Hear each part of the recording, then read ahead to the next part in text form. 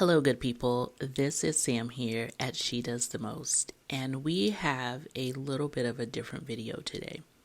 This is ultimately going to be an after the pen, but I went to document my plans in my planner, and I noticed that I had a lot of plans for Monday and only enough space to write down 3.5 of them. And so looking at, oh my God, what am I going to do? I decided that I was going to increase the storage space on this page. So I like having one planner for everything. So this is showing you that you do not need 2 planners, 3 planners, a work planner, a catch-all planner if you don't want one.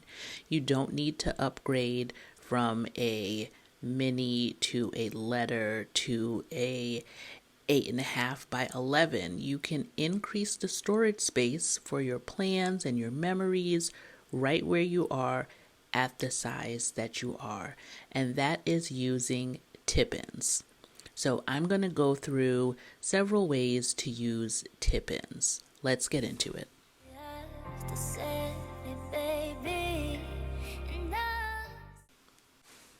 Okay, so I print my own inserts. So I have the luxury of just using an insert that I printed. This was printed incorrectly, and instead of throwing it out, I kept it because the lines will still line up. So here I'm showing you that if you have a ring or a disc bound system, you can just cut a piece of paper and make a tip in like that. But I'm going to take it a step further and have my tip-in be a permanent structure on my page. Because if you have a book or a bullet journal or a spiral bound planner like I used to have last year, you can still use this method to create a tip-in. So I'm actually going to do 2 different episodes. This is an afterthought tip-in, right? You go to document and you see I got a little carried away with the decorations and now I don't have enough space for my actual plans. In my next video, I'm going to do tip-ins where you design it into your planner. So it's part of the decorative element and it flows a little bit more seamlessly. So here, hopefully it doesn't look like it sticks out like a sore thumb with this tip-in. So I cannot find my metal ruler and I needed a straight edge. So I am using this mushroom pick, and I'm going to be using this mushroom pick for a lot of things in the spring. So please don't forget to like, subscribe, and hit your notification bell if you want to be notified for how I use this mushroom pick in my planner in the future. So,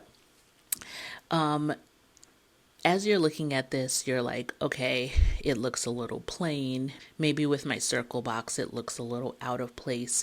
But you're going to see that after I decorate this, it's going to fit in. It's going to look less like it sticks out.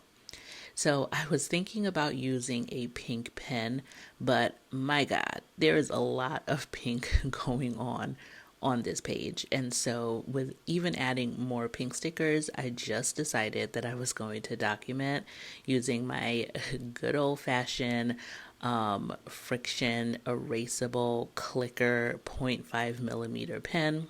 This is my go-to because I love using erasable pens and I really like fine points.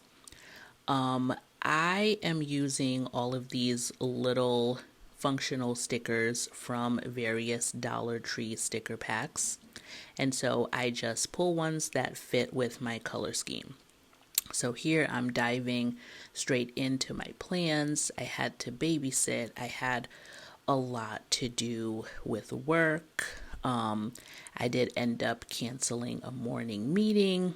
And so I just knew that there was no way that I was going to fit my actual plans in the space that I had allotted.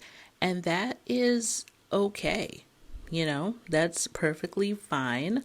I do have some more functional planning videos, but I don't always functionally plan. Sometimes I like to decorate ahead of time, especially when all of the cute stickers are coming out at the Dollar Tree. And so I need a way of maximizing my space. So I did things on Monday like message my doctor. I had my goddaughter over, and so we got the girls together to play. We live kind of far apart now, so they don't really get to see each other too often. So it took a long time for 2 1-year-olds to warm up to each other. But after that, they were just thick as thieves. So I am moving on to Tuesday. Luckily, I have this large round sticker where I'm able to document a lot of the things that I have to do for work. Lila isn't going to daycare this week because she just gets sick as soon as she walks through the door, and I have to give her just breaks to heal up.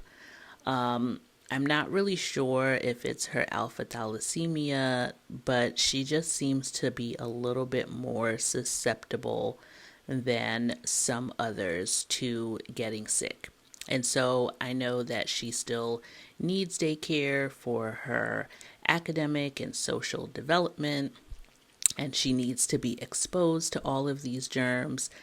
But she's also on an inhaler, and when she gets really raspy, I just need to give her a break. So moving on to Wednesday, I woke up in the morning and I did the things and I went up to my office, and I was just really not feeling like working. I looked at my emails and I looked at the long list of things that needed to be filmed and edited, and I was just not about. So I honestly just fiddled around and just did little bits of randomness. I had a video that was already scheduled to go live in a few days, and I didn't like the thumbnail, so I redid the thumbnail.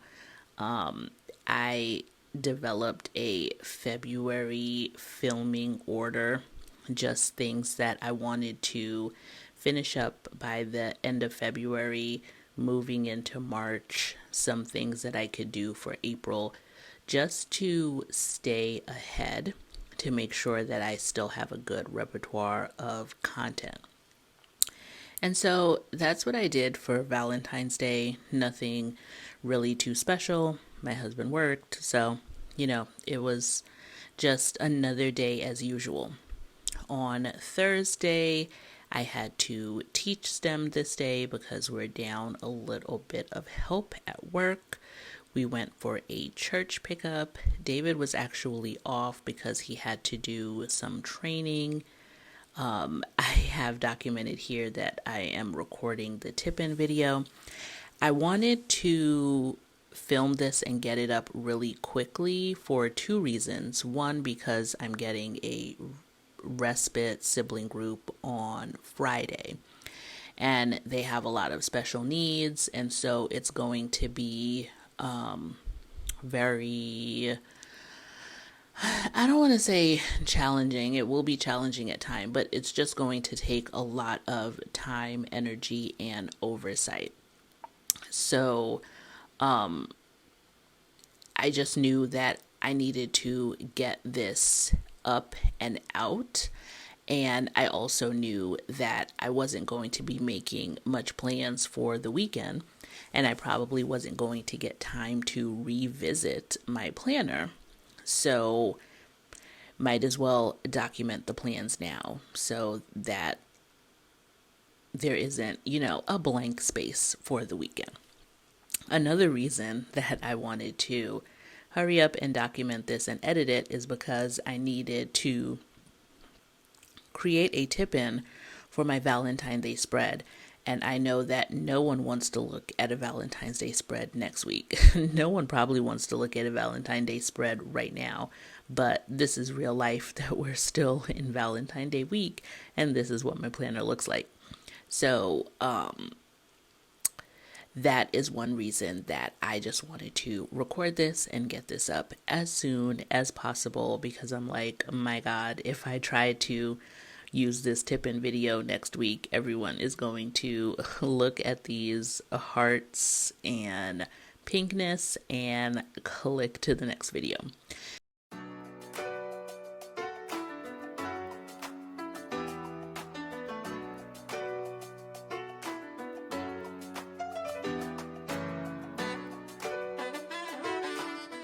So here is my completed spread. You see the tip-in stands out a lot less, and it really looks like it is cohesive, even though it is an afterthought. Like I mentioned in my next video, I'm actually going to create tip-ins that are very intentional and before I write down my plans. So bye, thank you guys, and I will see you in the next one.